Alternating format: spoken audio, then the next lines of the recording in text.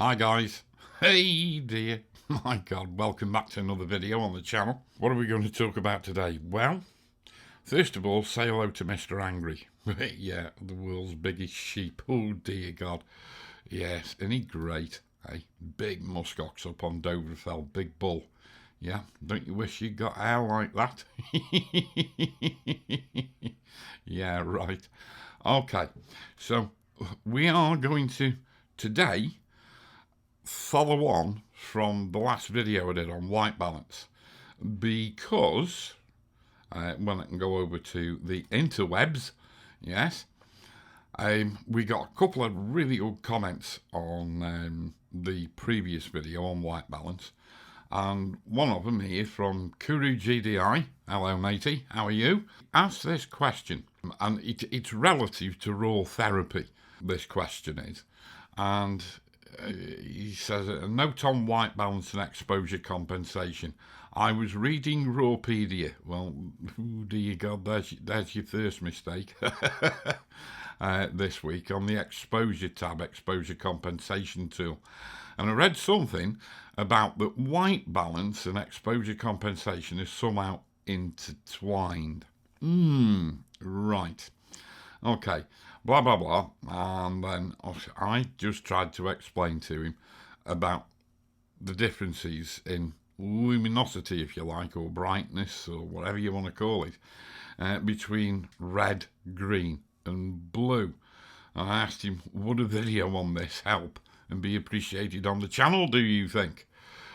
So if you don't enjoy this video, which if you don't like long, rambly videos, I know you won't, but even if you do, but don't like the video, don't blame me, blame Kuru GDI, because he says it would be a very nice subject that goes into a fine detail of photo editing, and I would certainly appreciate it. So there we go. So we're now on to doing this video. Right, so the article in question is this, and oh my God, the values of exposure compensation, EC, are ISO values. This means that if you put the exposure compensation slider to +1, it equals one stop of overexposure, or positive exposure compensation. Yeah, right.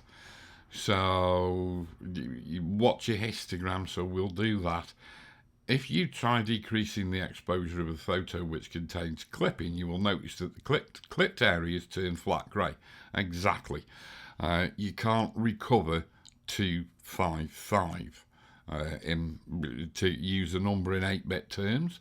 An enabling highlight construction will prevent this flat grey look to some degree by recovering highlight information from the remaining non-clipped channels. We're going to look at this bit over in Photoshop, believe it or not, in a little short moment. But I think the real nub of his problem was this. Jesus God, and I do wish they wouldn't write stuff like this. I was going to use the word shit then, but I didn't. Oops. So for the user interested in the internals, follows a technical description of how EV0 relates to the raw data.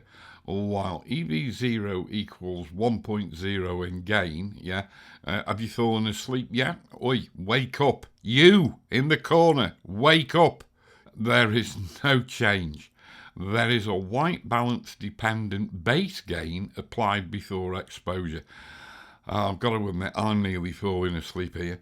This base gain is calculated such that the colour channel with the smallest range just can, no idea, bad grammar, reach the maximum value. Although all raw channels have the same range in the raw file, white balance will rebalance them. In other words, lower temperatures means more gain on red.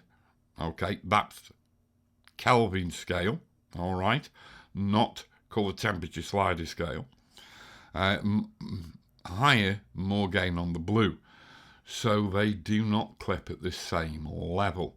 The base gain raises the smallest channel just enough to make sure that that at EV0 no highlights will be based on clipped raw data. As white balance changes, raw channel gains. The base gain will thus change as a side effect when white balance is changed. For large white balance changes, you may therefore see a slight change in brightness in the image. Right, okay, now I have well and truly fallen asleep. And I do wish they wouldn't put stuff in there without checking it for grammar. And well, Jesus, it's just a pain in the backside.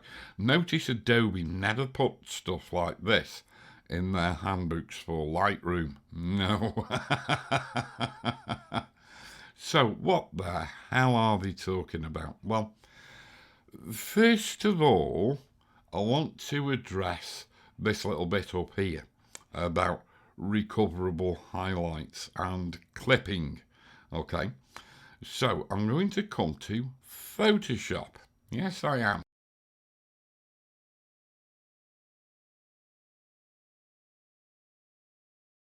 And I'm going to come to this here. Oh my God, Andy, what a sexy image. Yes, it is, isn't it? Yes, there we go. That looks sexy and so good. It's a white cat at the North Pole in a snowstorm. Yes, it is. Okay. So you think that this is a white rectangle, and if you look in the info panel, yeah, you will see that it's 255, 255, 255. But you'll notice there's an oblique stroke and then another reading after it. 255, 255, 255. Recoverable data. We've got a levels adjustment layer here. If I try to recover data, look what's happening over on the left hand side. Can you see that? Now, why is that now grey and this still white? If I hover over this grey area, you will see that it wasn't 255, it was 254. So that member over on my Patreon channel, if you're listening to this, now you understand why you want to set your clipping point on your Sekonic light meter to 254. Okay, so that's how you understand the brightest exposure on your Sekonic light meter, which you'll be able to get away with looking like it's clipped on the JPEG on the back of the camera if you've got your blinkies turned on. But once you bring it into RAW for post-processing, you'll find out that you can recover it, but you can't recover 255 white. You just can't, it won't go. So to look at that on an actual RAW file, let's now head back over to Raw Therapee and let's have a look at this ice. All right, big lump of glacial ice sitting on Jökulsárlón beach in Iceland. And yeah, so we are looking at the raw file, unadjusted apart from the mybase.pp3, which you see me use all the time as an initial start in Raw Therapee. And as you can see, we've got some what you might call specular highlights. They're quite big for specular highlights, but you know, it is what it is. So what I'm going to do is come and have a look at these specular highlights here, and I'm actually going to jump back to my processing of this image. Alrighty, and there we go. So we've got some wavelets on it to bring out the texture in the ice. I mean, it looks absolutely awesome, doesn't it? But what we need to do is we need to look at these highlights here. Fundamentally, inside of Raw Therapee, its default setting is clip out of gamut colours, and it's not something I really like. So let's just uncheck clip out of gamut colours. And now you start to see the clipping pink coming into these highlights here. And so you might activate highlight reconstruction. And there we go. Now, if I turn that highlight reconstruction off, let's just drop the exposure. This isn't something you would do to the image as a whole per se, but it's just to illustrate what they were saying in the written article in Rawpedia. If we drop the exposure to try and recover the highlights, with the default clip out of gamut colours on, you'll see it's filled these areas of blown highlights in with this sort of flat grey, and that's exactly what it talks about inside that article on Rawpedia. So we've got this flat grey in these blown highlights, and if we go to highlight reconstruction, then it sort of tries to fill things in from information in surrounding areas. If we uncheck clip out of gamut colours, then sometimes that makes a difference, sometimes it doesn't. But you'll see we've got all sorts of false colours going on in there, and sometimes you might get away with actually blurring the replacement, bit like that. Other times I'll just take the damn thing into Photoshop and repair it with a spot healing brush. You know, there's always more than one way to skin the old proverbial cat. But the thing is, we cannot actually recover 255, which is what those big speculars are. They are 255. We can't recover them. We're not actually recovering them here. In Lightroom, it says highlight recovery. That's only dealing with highlights that are like 254 at a maximum. 255 is just not recoverable. It just comes out flat grey in both Lightroom and over here in Raw Therapee, and as far as I'm aware, every other RAW processor that you can get your hands on. So this is what that article was going on about. All right, so I'm now going to put the exposure back where it was. And of course, as soon as we put the exposure back, we're knackered. We can come along and put some highlight compression in there, and that will actually start to add other colour in there. We could increase the blurring a little bit more, and then because highlight compression really dumbs down the entire image, we can then start to bring up the threshold and stipulate where the highlight recovery begins, or the highlight compression I should say, begins to take place. But you see, all we're doing is generating pixel based artifacts all across the image, so it really is a hiding to nothing in a lot of cases when you try to do this highlight recovery. You're better off just because all you're doing is reinventing pixels. So you might as well actually, if you've got access to Photoshop, you might as well go and do it in a much easier way with a clone stamp tool and a spot healing brush, and then you'll get way more satisfactory results than we can get here in a RAW processor such as Raw Therapee, and we can't even get results this good inside a Lightroom. But of course, for all the work that we've just gone and done on this image, if I come back out to a fit to screen view so we can see it, and no, you can't see the texture there. Whoa, look at that, looks glorious, doesn't it? If we come over to the colour tab, you'll notice the temperature here is 5554. Okay, if I come back to my base, where's it gone? Where's it gone? Where's it gone? Where's it gone? Well, I don't know. Let's take it all the way back to last saved and wait for it. And there you go. So this was the original RAW file brought in, and the colour temperature is still 5554. So despite every single thing that we've done to that image to make that, the colour temperature still has not changed. But you will notice over here in the histogram the way that Raw Therapee has sort of changed, it's actually changed and by rebalancing its interpretation of the actual red, green and blue raw channels in order to maintain this set colour temperature. So, I mean, just take some of the things you see written in Rawpedia with, well, I would say a pinch of salt, but I won't. I'll just say don't bother reading them. Watch my videos instead, and if I've not covered it in a video, for God's sake, just ask me, email me or whatever. Alrighty, let's now crack on with looking a little bit further at the original question.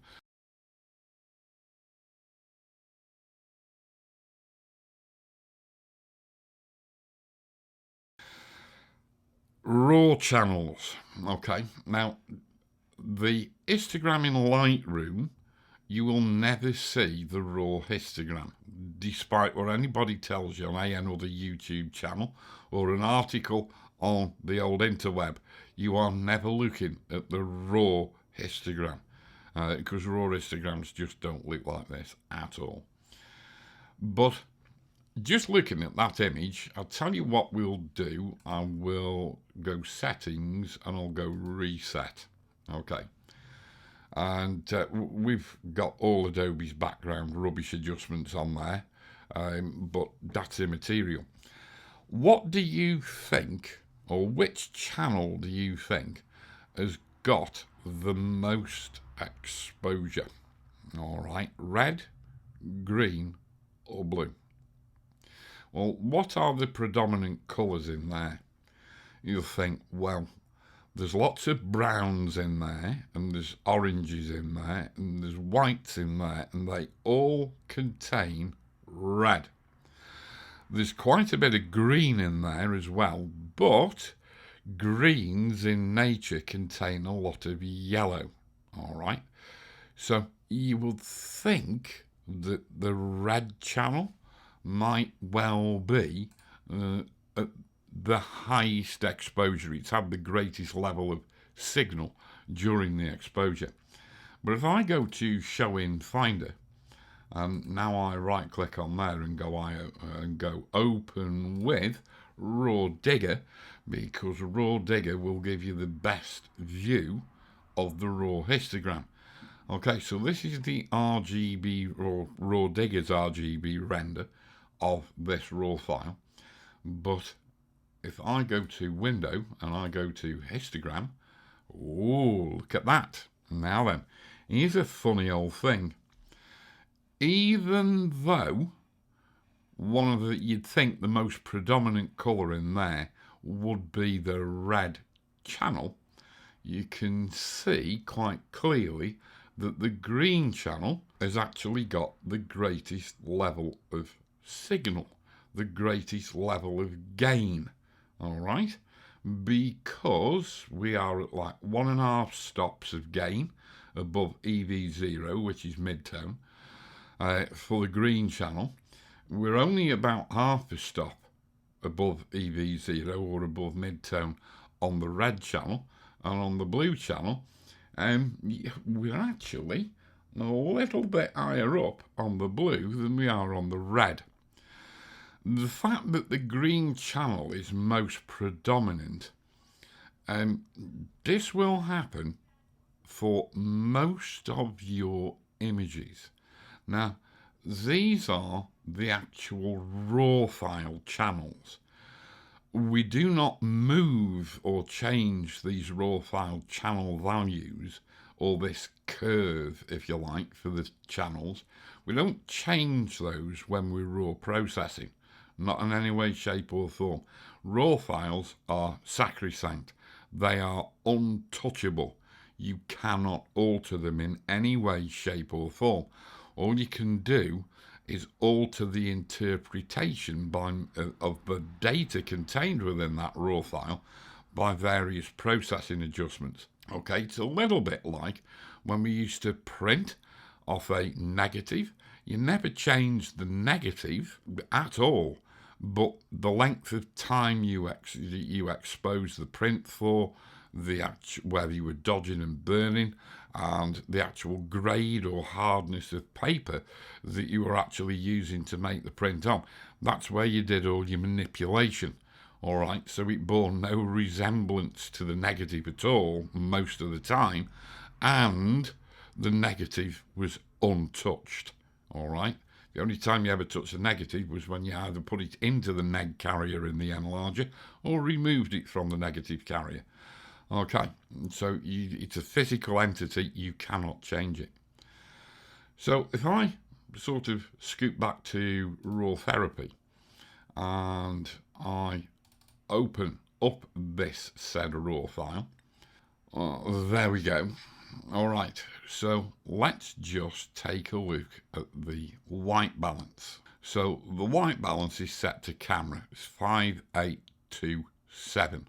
Now, what Kuru was taking from that Raw Therapee article, and it's very misleading and very waffly, in my opinion.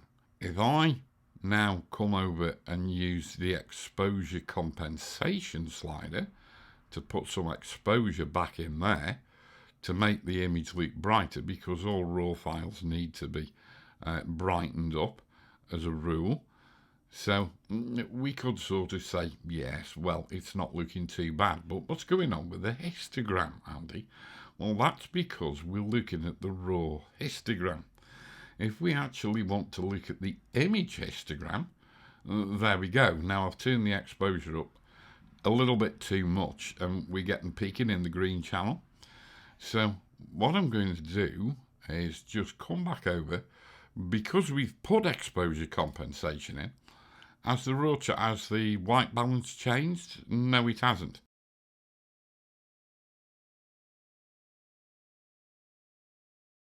Now what we need to do is go and re-white balance. So I'll just go to camera,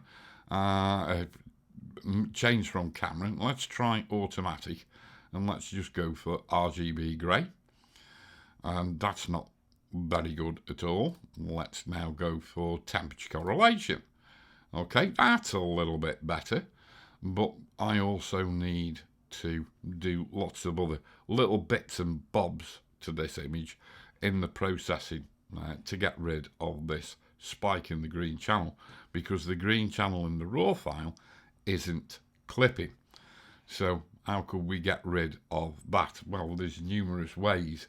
You see, we've made an adjustment to the image, but of course if I come back to the raw histogram, that still looks exactly the same, because we've taken the information from here and we've transposed it into, if you like, a temporary manifestation, which is our processing. All right, so we might need to change the balance in here. There's loads of different ways we can actually do the lighting, but really and truly, I'm going to show you in a minute why I would suggest, instead of using exposure compensation, try using lab adjustments, because exposure compensation is an RGB adjustment, and when we're working with the RGB colour model, funny things happen, because both the luminosity and the RGB value for each individual pixel is baked in. So you can't adjust luminosity without changing colour. All right. If we use lab and we just lighten the image up, okay, let's take it up. Let's take it up a bit more. Okay, see how much more lightness we can put in with lab than we can put in with exposure compensation. And we don't change the relationship between the red, green and blue channels. And this is the interesting thing. We can then start to put in contrast as well. And we can start to put in chromaticity. All right. And then we could possibly come in with a little bit more brightness and lift it up. Or we could go for a tone curve. Let's go for weighted standard, and there we go. And let's just lift the image up in brightness. Yeah, and now we're massively over bright, but we haven't generated any clipping. which, if you remember, we generated quite a lot of clipping when we just used the exposure compensation slider. So this is why I always try and get people to steer clear of using this exposure compensation slider over in Raw Therapee. Now then, why is Lab so much more versatile? Well, this is going to do your head in now, because I'm now going to come over to Photoshop, or come back over to Photoshop, and we'll move away from this weirdness about clipping and not clipping, and the miracle of 254 as opposed to the absolute unrecoverable disaster of 255. And I might need to, no I don't, I'll come to here, this RGB TIFF here.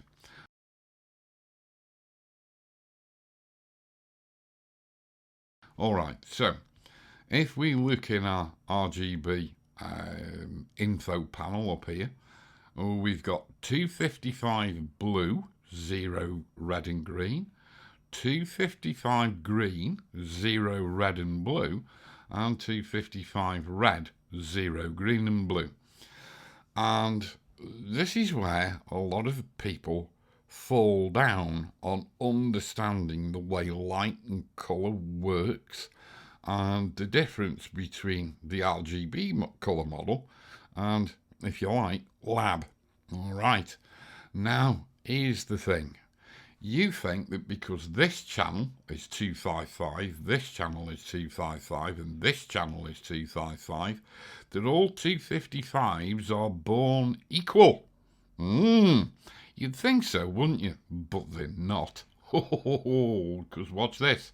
If I just go to Image, Mode, Grayscale, and discard. Oh my God! Yes. So if we remove all the colour information from that RGB colour image, that's what we're left with. So you can see that greens are very, very bright in comparison to reds, and that blues are horrifically dark. All right. Blue absorbs a lot more light when it's in your blue in your subject. When you're pointing your camera lens at it and you take a picture, you'll get a lot less light back from blue objects than you will from red objects, and a lot more light back from greens than you will either reds or blues. So this is why when you look at a raw file, the channels, if we come back to Raw Digger, have we still got it open? Yeah. This is why the channels are staggered. All right. The amount of light coming back from this scene here, the greatest amount of signal was coming to the green channel. And now, hopefully, you understand why. Because from a luminosity point of view, because your camera doesn't care about the colour. All it sees is the luminance, the brightness, if you like, and it's up to the filtration system on your sensor, the colour filter array, which actually puts the colour back into the image. All right? Cameras really and truly only see in black and white. That's a bit of a shocker for you, isn't it? It's the raw file is a monochrome image behind an RGB filter array, and the whole process of demosaicing, which I've done videos on before. I'll put a link up here if I remember, somewhere up here in the video frame. Yeah. And that will explain to you about demosaicing if you don't understand what it is already. But it's fundamentally the assignment of RGB values to all the pixels in the image, depending upon the information, luminance information, contained within a individual pixel and its nearest neighbours. And different demosaicing patterns have different algorithms for working out what colour goes where and what brightness goes where. Yes, but your image is basically a black and white image, and greens will always come out very, very bright, and blues will always come out very, very dark. Yes, they will. And that's why, if you think back to great landscape photographers who worked in black and white, like obviously Ansel Adams, that's why his blue skies always look so dark. Yeah, he did help them along even more by using coloured filters every now and again. But this is why blue skies look dark in black and white. And so there you go. So you've just got to understand that 255 doesn't mean the same thing in blue as it does in green as it does in red. All 255s are not born equal. Yes, you have to remember that. It's only when you mix the colours together, like I showed you in the previous video, where we can take blue light and we can come together and make cyan. Now, quite obviously, cyan is going to be a lot lighter than blue, but it's not going to be as light as green. And of course, if we bring red into the equation, we get white, which is lighter than blooming anything. And yellow is going to be lighter than red, but green is going to be lighter than yellow. And just for interest, as a side note, when it comes to printing, we work in exactly the same way. We've got a white sheet of paper, which is never really white, and we use magenta, cyan and yellow ink. And of course we bring yellow and magenta together to make red, and we bring in cyan as well, so we make blue where it intersects with magenta, green where it intersects with yellow, and where all three of them intersect we make black. But it's not CMY printing, is it? It's CMYK, because when you actually do this physically on paper, this black doesn't come out black. It comes out a sort of a dirty charcoal grey, and so what we use is a K colour, yeah, which is your key colour. That's why it's called K, and that key colour is black. So we have a black print process as well, which comes over and lays black ink where you've got what you used to call process black on your print. Okay, so, but that's just an aside. It's nothing to do with what we were talking about. So if I now come back over to Raw Therapee, and let's go to another image. Right, let's come to this guy here. And so let's open him up. And so we've got an eagle. Now, if I actually just slip back over to Lightroom, because it's the easiest way, because in Lightroom I can right click, show in Finder, and then I can right click and go open with Raw Digger. And I can't do that when I'm inside of Raw Therapee.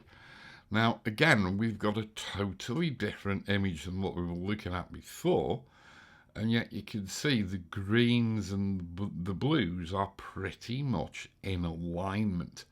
Blue's actually slightly up on green, so the blue channel during this exposure has experienced the greatest degree of gain.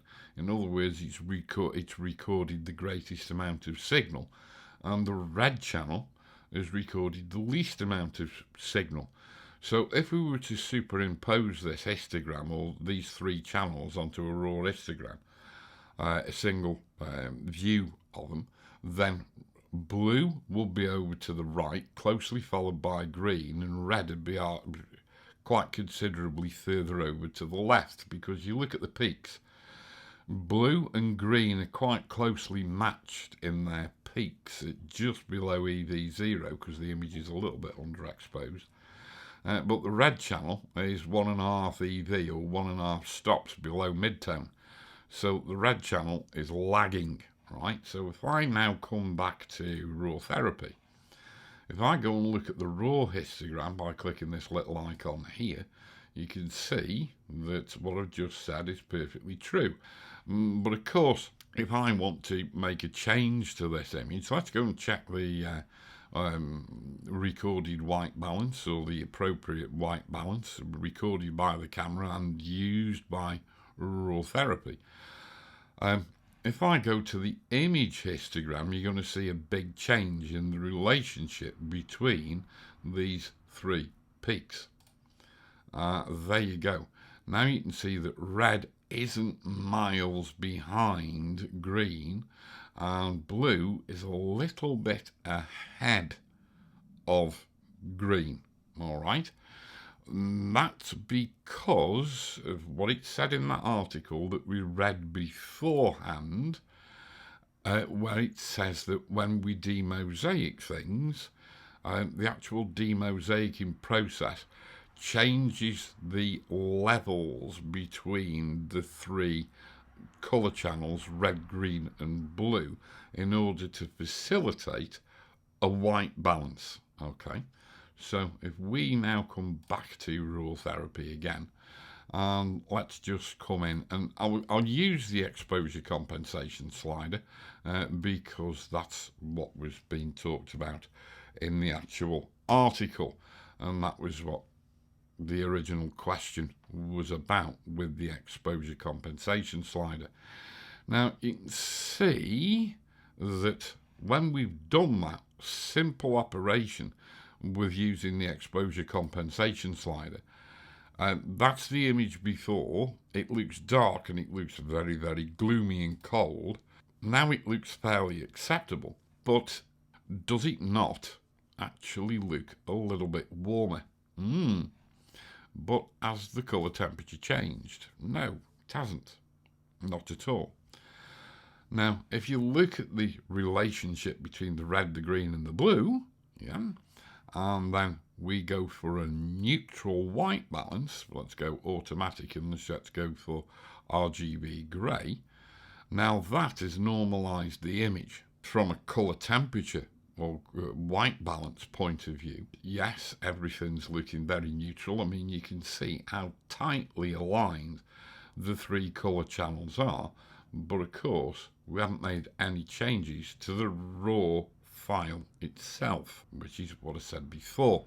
From a personal point of view, I now think that that image looks a little bit too warm, so I might actually drop the colour temperature to around about 7500, just to sort of visually invoke the fact that it was bloody cold.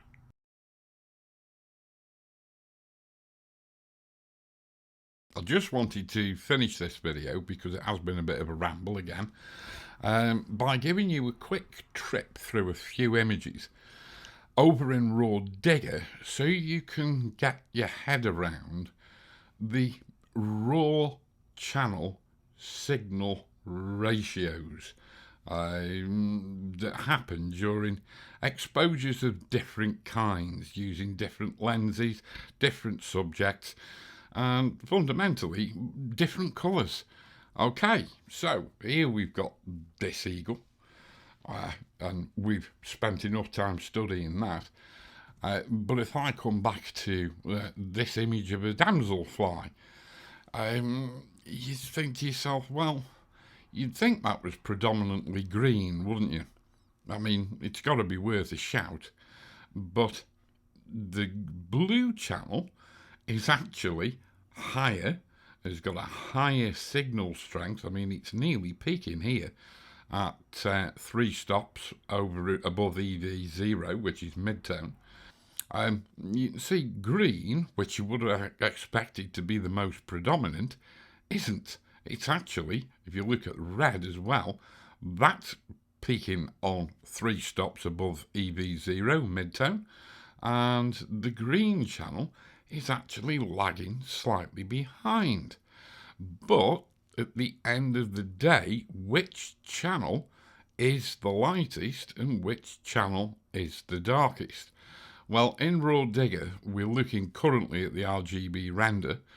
We can look at the raw composite, and that is fundamentally the black and white image taken by this sensor, which is then given colour depending upon the values of luminosity recorded under the Bayer pattern sensor of the Nikon D2XS that I was using to do this shot. The shot is actually physically demosaicked, but in this raw composite it's not normalised, and so we've got an overall green cast on the image, fundamentally because we have G green and G2 green 2, because don't forget we've got twice as many green filtered photosites on our sensors as we have red or blue. So that's why this image looks green at the moment as a raw composite, simply because the colours haven't been normalised in the demosaicing process. But if we actually come to look at the raw channels, let's go and look at the blue channel. Yeah, very dark. Let's go and look at the red channel. Very light in comparison to the blue channel.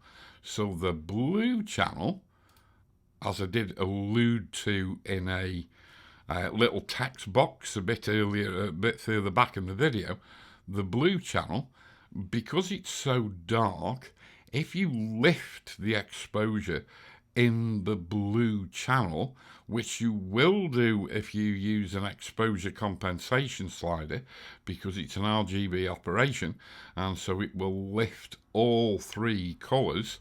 In other words, the raw processor's response to the ratios of recorded information in the raw file, it will lift the response, and therefore it will also lift the level of base noise. This is why your blue channel is invariably the noisiest channel in your image.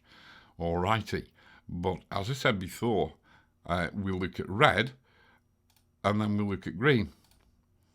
And it's lightest, but it's also got more contrast in the reds and the blue parts, in the shadowy parts.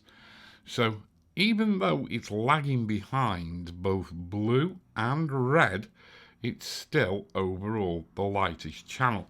Let's go and have a look at another image. Let's put it back on RGB render, and there we go. And let's have a look at this. Now, this is a sunset shot in winter in Iceland, looking out towards the Western Islands, and Surts is out there somewhere. But as you would expect, because we're on a sunset shot and we've got an awful lot of orangey pinks in the sky, the red channel is actually the highest responding channel. More signal has been picked up by the red channel in the raw file than the green, and the blue is trailing behind. So there you go. And then let's come to another image. You've seen that one already, but I don't know if we actually looked at the raw data for that. And you can see that the biggest response is blue, very closely followed by red, and green trailing behind by a little tiny bit. But funnily enough, if you actually look at the width of the red response curve, or the red channel in the raw file, it spans from +3 EV, or there or thereabouts, down to well below -5 EV. So we've got plenty of shadow detail in the red channel, and we've got a lot less response in the darker areas of the image in, believe it or believe it not, the blue channel. And considering the image is predominantly blue, you'd think this would have the biggest response. Just go figure. It's weird stuff, but this is the sort of thing you need to be aware of if you want to get on top of image processing and understanding colour and how to process your images. Once you understand this, things just make a lot more sense in your mind. So let's move on to another image. Mr. Angry again. And, you know, I mean, look at all the russet sort of autumn colours in here. It's all oranges, it's all yellows, it's all browns. We've got some clipped highlights over here in his coat. But, again, biggest response is actually coming from the green en masse. It just doesn't seem to make any sense. You would think that this red channel would have the largest degree of response in this image, in this exposure. And we'll come back and we'll look at another shot. Now, the sun went in, so this is a bit cooler. But what's going on here? It's gone a bit cooler, so you'd expect it to be a little bit bluer. But what's leading? Green. Yeah. Mad, isn't it? Let's go. We've seen that one. Let's go back. And he is a real kicker. This one. Silhouetted white-tailed sea eagle against a sunset sky. Raw file. It's not messed about with. It's just a plain, straight raw file of a Canon EOS 1DX Mark II. And where's the biggest response? Yes, we've got some little peaky responses in the red channel, but there's very, very few of them, and you can actually see where they are. They're actually in these red areas in the tail feathers that are being backlit. But the biggest response out of the image is the green channel, and I can't see any green anywhere in that, can you? Let's go and have a look at another one. And we've got reds peaking out at just over +2. Greens peaking out at just below +3. And blues peaking at just slightly over +2. So the blue channel has had least response out of this shot. The green channel has had the biggest amount of response, and the red channel's just a little bit in front of blue in the upper end of the histogram. How weird is that? And yet the image is 90-odd% blue. Crazy. Anyway, there you go, guys and gals. I do hope that's proved interesting to you and useful and enlightening and somewhat educational. And Kuru, I do hope I've managed to answer your question and then give you some more info on top. So there we go. All right, guys and gals, thanks for tuning in. Thanks for watching. Thanks for listening. If you've enjoyed it, give it a thumbs up. Leave a nice comment in the comment section below if you feel that way inclined. And until the next time, stay safe, stay well, keep taking the pictures, and I shall catch you very, very soon. Yes, I will.